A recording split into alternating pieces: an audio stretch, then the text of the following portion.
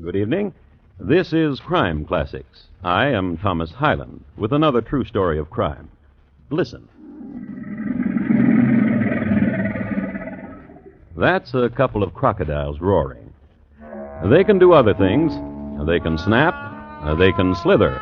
As a matter of fact, when there's ooze around, they do this most often. They lay eggs, too, but no one's ever heard it done.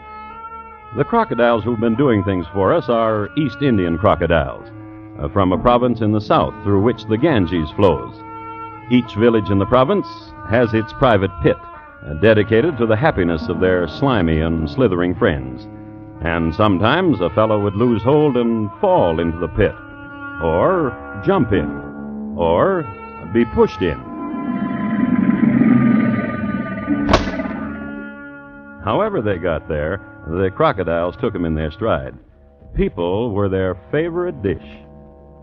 So tonight, my report to you on Raschi among the crocodiles and the prank he played.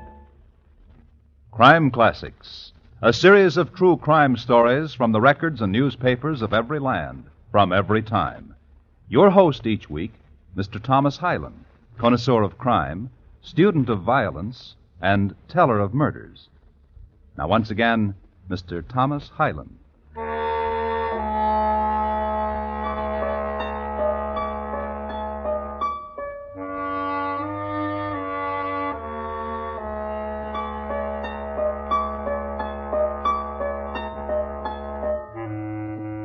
Where the Ganges edged the town of Mahadwat, it was not holy. As a matter of fact, there was little to note in the town of Mahadwat. True, there was the crocodile pit, but the crocs were smaller than in, for instance, the village of Gumbao, just 3 miles down the river. Mahadwat had its share of temples, but they were kind of run down. It had its quota of fakirs, 4 of them, but none of them outstanding, as, for instance, the gray fakir of Gumbao, to whom everybody brought ashes. But it had one edifice of which the villagers were rightly proud, the house of Matabar, a rich and ornate house, of which Udi was its master. It is written, when the moon is Ganges plucked, Vishnu looks with favor on a son who does not stray. A gentleman, an old man, a widower with a son named Raschi. Old man, listen to me. The world is not this village. The world is vast, and I must know it. I plead with you. The world, what I have seen of it. Fruits and ecstasies and all manner Fool. of delights. Fool! It is written, he who tastes I sweet. care not what is written. And what do you do when you wander, son? Beg. You suddenly become a holy man? I merely don my rags, proffer a palm, and when enough coins are placed there, I doff the rags. Then, Father dear, I dress splendidly again and walk to the bazaar. I have found, Father dear... Pariah, vulture. I have found, Father dear, that delights come most easily to a young man who dresses splendidly and who has coins. Surely that is written someplace, or will be written. Father. What? I would not stray. I would remain in the village if you would give me of your wealth. I cannot. And why can you not? Until Raschi, until, son, you prove yourself a man, then will I gladly... Old man, listen to me. I am more a man than you could dream of. I've been far already, 100 miles from here, and I will go further. And there will be a day when I will not come back. Speak not so. And I give you another barb to chew on, old man. Speak not her name. Kamala. Kamala, the cousin to my cousin. Perhaps, Father dear, I will marry her. Speak not so. I beg of you, speak not so. She is comely, Father, and of our blood even. What if she walks slow by the river and tarries too long with the fakirs? What of the... Get out! Get out of here! Go! Very well. Shall I come back, Father dear? Ever? Shall I? Son to me.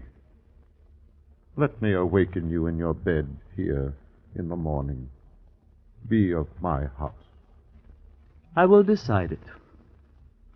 I will speak of it to Kamala. Then I will decide it.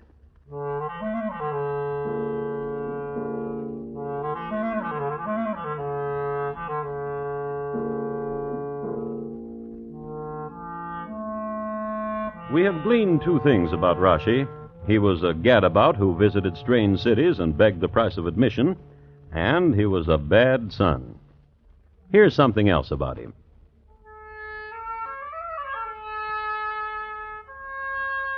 He played a musical instrument, a reed pipe. He would go out by the banks of the river, find a clearing in the jasmine, sit and look at the moon. He liked very much to look at the moon, for this same moon rode over the far places, and Raschi was a dreamer. Then, to his dreams, he would finger himself a tune. You might say, didn't he draw cobras? No, he didn't. He drew his cousin's cousin, Kamala, who had a weakness for reed pipers, especially her cousin's cousin, Raschi. Blessed evening, Raschi. Of sadness is your song, and longing. Why longing, Raschi? I am here.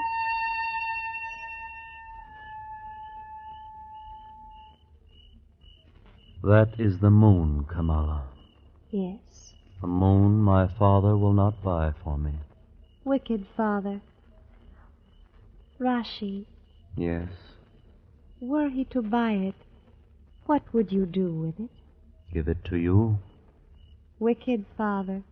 miser, Old father. who will not die, Raschi. who will never die. Raschi, What? I brought you a lotus to tie into my hair. Again? You tire of me? No, I never will. Give me the bud. Yes. Kamala, Yes? it would be well if my father would die. Oh, widen not your fawn's eyes in dismay, but think of it. It would be well if my father would die. Then the moon and what it looks upon would be yours and mine. Look you there, where the river bends. Huzur the fakir glows his coals. Huzur the wise. Not so wise. Wiser than you, therefore wise. You would go to him? He has said to me, saying, Kamala, child, in trouble and in question, come to me. Kamala, child, saying he said, My father is a trouble. Huzur the fakir glows his coals. Let us go to him. Yes.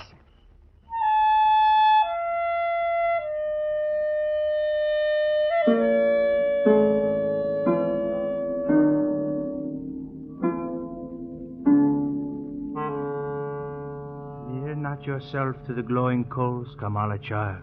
I will be careful. Huzur, It is grievous, this riddle you present. How say you it again? the cousin to my cousin will tell it. The riddle is this. In a far place dwelt a wealthy man. He prized his gold and his jewels above all, save his son. His son to him was as the gentle rain and the shining stars. Yet, impoverished, he kept his son. And the riddle is this, Fakir. Would not the earth spin more easily if such a father would die and be delivered of his wealth to his noble son? I like riddles. Well, would not the earth spin more easily, as Raschi has said, if such a father... Rather consider such a son. If such a son be dead, would not the father have an easier time? 20 rupees, please. Do not pay him, Raschi. He has told you nothing. Not 1 rupee, Fakir. Very well. At least spread the coals for me so that I may walk and soon... Spread them yourself. Very well, child. Yet I wish a blessed evening to both of you. Blessed evening, Fakir. But no rupees. Come, Raschi. What shall we do, Kamala? We will think of something. How shall we start thinking? With evil. Let us try that, beloved.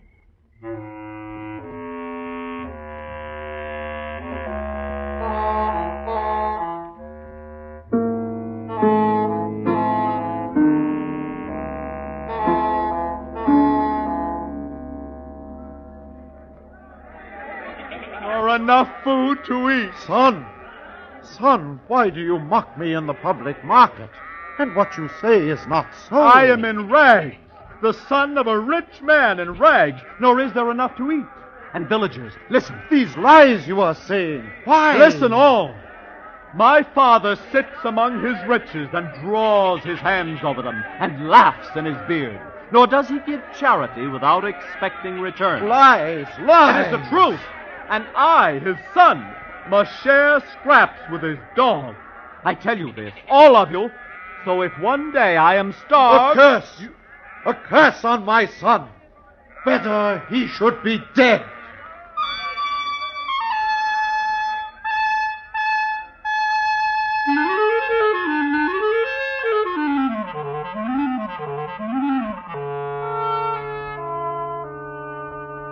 Which happened in the bazaar in the town of Mahadwat, so everybody heard it or was told about it. Results? Much nodding of heads and plucking at beards and mumbling and gossip at the wells.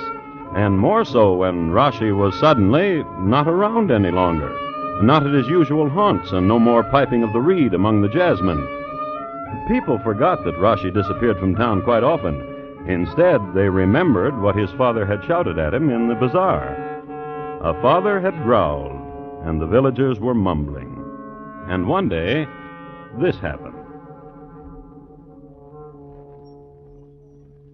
What brings you to my house? You are my cousin's uncle, Udi. Should I not be in your house? Speak what you want and go. I have a letter. From my son? No, not him. Where is he? I will read you the letter. Give it to me. Gently, gently. Very well, then. Very well, then. To Kamala, beloved of Raschi. Very well, then. Read it. Do you pray me? I pray you. To Kamala, beloved of Raschi. The father of Raschi has slain him and has hidden his body. Lie. What lie is this? So the letter says. Who sent such a letter? I found it at my door. There is no name to it. It is a lie. Nevertheless, I will journey to Gumbau, where there are people of England who are called police. And I will show them this letter. Kamala, child. I will journey now. I pray you. This minute.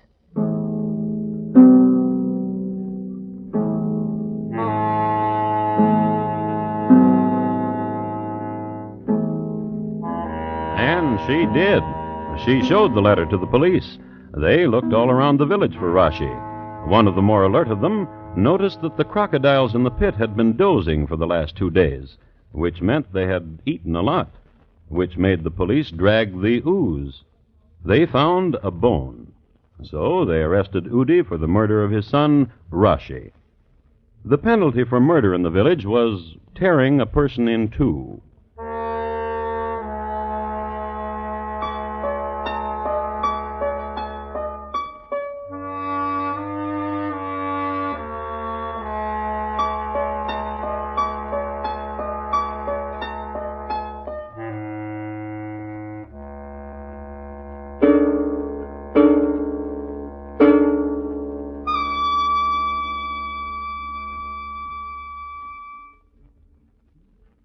You are listening to Crime Classics and your host, Thomas Hyland. This Friday night, hear the death bargain murder case, one of the most thrilling yet for Mr. Keene, tracer of lost persons. Under the terms of a strange agreement, 2 beautiful actresses find themselves in the shadow of violent death. It's a puzzler that calls for fast action and deduction by the old investigator, Mr. Keene of CBS Radio.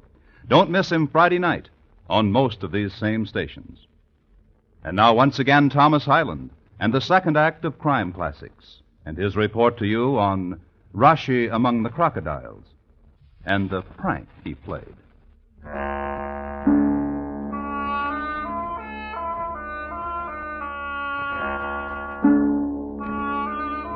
A few words about South Konkan, India, in the summer of 1894. The weather was fine, and the jute crop was phenomenal. Sir Ramsay Gwendon, better known as Sir Ramsay of the Loom, had just endeared himself to the populace by establishing the first twine and rope factory in the area, utilizing all but a small portion of the available jute. True, Sir Ramsay was later vilified as a slaveholder and his factories torn down by hand by enraged natives. Nevertheless, he is down in history as one of India's first prime users of jute. Now, of the town, Mahadwat is, as we know, a rather insignificant part of the province. And in the summer, it is apt to run against the grain, especially the grains of Englishmen who are not much used to the brutal heat and swelter. So it came to pass that the Englishman who happened to be in town at the time, and who was a policeman, is an Englishman who should be admired. His name, Roger Sharman, a man of infinite patience. Go on. I did not kill my son. I did not. Well, go on. I loved my son. He was my strong right hand and my boon. A moment. My dear, Yes, sir. what is it that you tell me has been bruited about in the bazaar? Child? Ask anyone. No, I ask you. That this old man hated his son, cursed him, and threatened to kill him. Saab, Go on.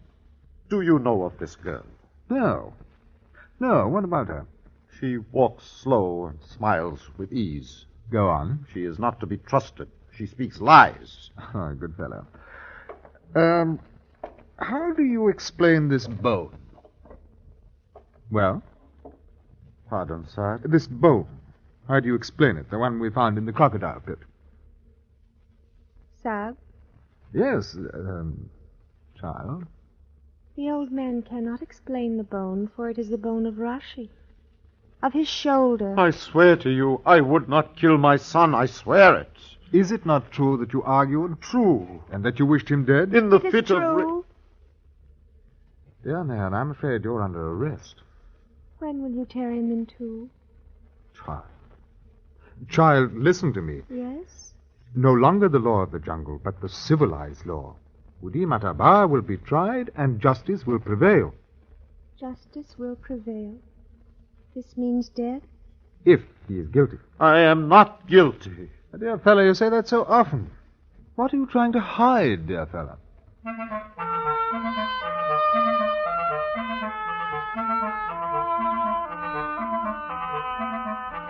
History is full of coincidences, not the least of which the fact that the Sikh Pedwar was at this very moment in the village studying fossils. Amazing, you say. Nevertheless, a fact. Sikh Pedwar, but lately returned from postgraduate study at Cambridge, was hunting bone shards and artifacts at the old formations outside of the village. And it was to him Inspector Roger Sharman came. I hope it won't be too much trouble, old boy. From this. Yes. I've heard it's done to reconstruct the figure of the man from a bone section. Yes, yes, it is. However, Yes? what are you trying to prove? My dear fellow, should the figure you construct be 5.5 feet in height, of wide construction, and neck a bit longish, I'm told, then we shall have proof that a young man named Raschi has been chewed by the crocodiles. Yeah, yeah. I'll do my best. Well said, old boy. Well said. And 2 days later, Roger sent a runner to Pedwar, asking for a progress report. Tell the sub I haven't yet begun to work on his project. And a week later, Some progress. Tell the sub to give me a fortnight. and in a fortnight, Tell the sub I'm sorry I was interrupted. My sister came of age and there was a celebration. and a week after that. Tell the sub he's welcome to come to see the reconstruction. Tell him I suggest he bring along the chap who's accused of the deed. Which the runner did. Good. Very good. Excellent. Thank you. Bully.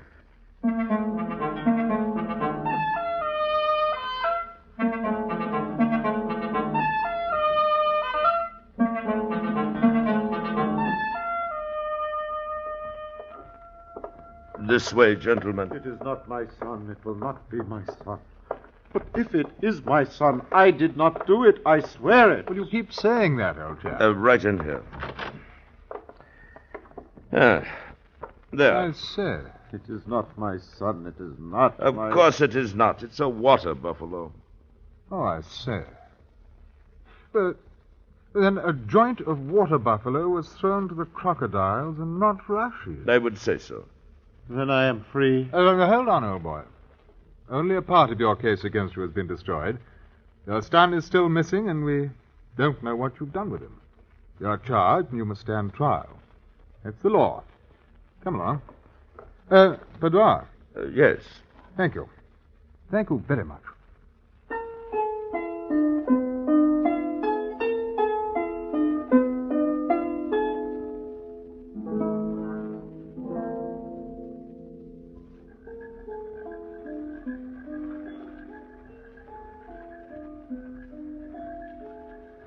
In the north, dear Kamala, towards Scotland, when the summer comes in gently, there are nights such as this.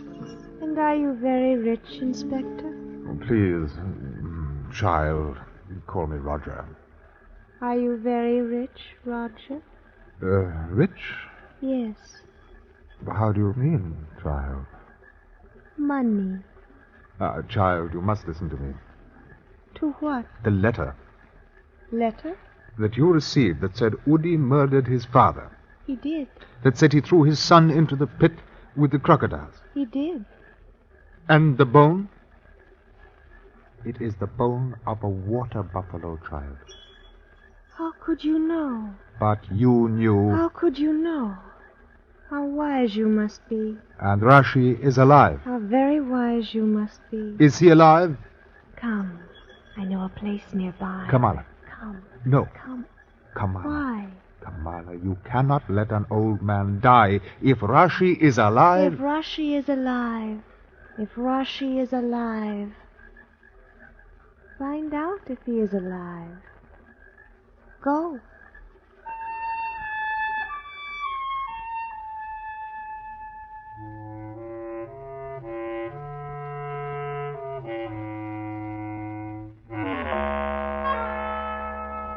Roger Sharman was a conscientious constable. Neither warm summer night, nor scent of lotus, nor closeness of Kamala, who wore a jewel and bells on her ankles, none of these distracting elements could keep him from his appointed tasks. His next move was obvious. Armed with a full description of the lad, he traveled downriver to the town of Gumbao, and there made inquiry. Raschi, of the village Mahadwat. Therefore a stranger to this village. Have you seen him? And the answer was no. About this high, given to wearing beggar's clothes? And the answer was a shrug. So, journey to Maharashtra, and the inquiries. No, and the shrug. And to Pune. Pune of the fabulous temple of Shiva. And there was a beggar in front of it. Of the village Mahadwat? Exactly. And of this height? Precisely. And young? Yes. And nose not too prominent, nor yet too small? Yes. And dressed in rags beyond belief? Good, very good. And his name? Raschi. Of the village Mahadwat? Exactly. And of this height? Oh, yes, I understand, old boy. Only sporting. A week ago, Raschi of Mahadwat went to Shadur to the festival of Vishnu.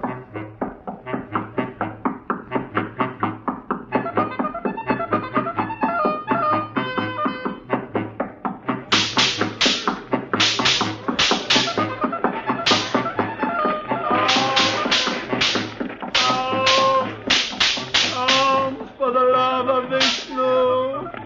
Alms! Oh, may the goddess Vishnu embrace thee with all I say, old boy, isn't your name Raschi? Aren't you from Mahadwat? Aren't you? I say, don't try to run. You. Oh, very well.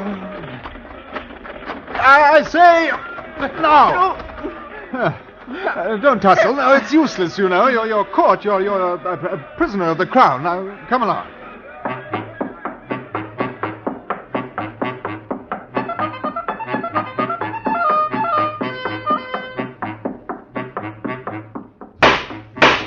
I therefore present to the Crown this thesis, that Udi Matabar strangled his son until he was dead. Then in the still of the night he did... I did not, I swear it. He did dispose of the body of his son Raschi. I asked the court to look at the accused. Where in the court's memory has he seen such evil in a face, such depravity? I am a good man. I have never harmed even a face eaten by lust and avarice. His tongue tells the lie of serpents, and his eyes mirror the wantonness No. This is my face, but I'm older. So in summation, I ask that this symbol of wickedness incarnate be condemned to the gallows and... Let us through. I say let us through, won't you? What disturbance? I'm sorry to spoil the show, old boy. What is this? Well, there's been no murder, old boy. This bundle of rags is... Raschi, my son. It is I, Father. Ah, you see? What a show. Raschi. They would hang you. No. I knew you would come back. You knew? Yes. Because you are my son. Father. Yes. Once I was not your son. Now I am. Did you hear? Father. Yes, son. It is written, when the moon is Ganges plucked, Vishnu looks with favor on a son who does not stray. Well said, old boy. Bully.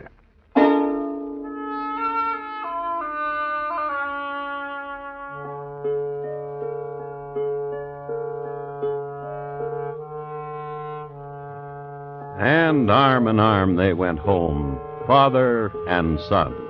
And the father was more generous with his wealth, and the son more generous with his love. And the girl Kamala? Why, Raschi married her, and they had a lot of trouble with their children. And the Ganges flowed down to the sea.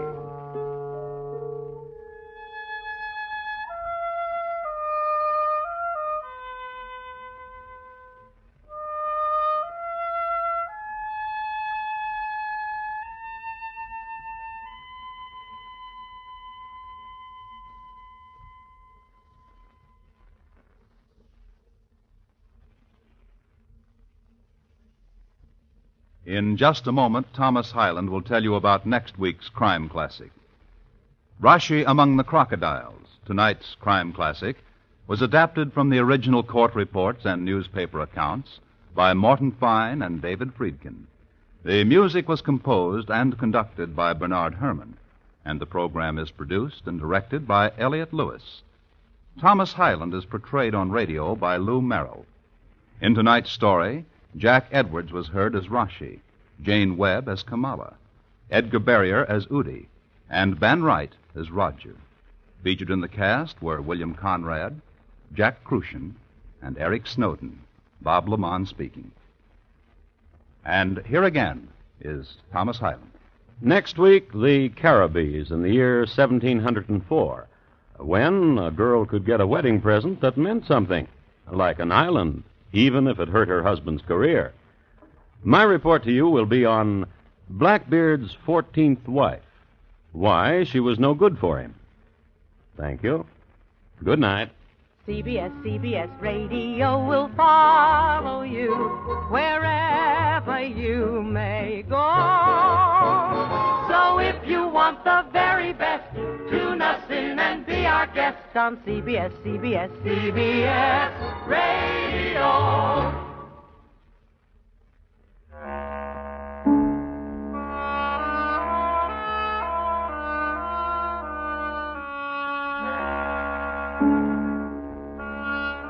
Lionel Barrymore's Radio Hall of Fame is great Sunday night drama on the CBS Radio Network.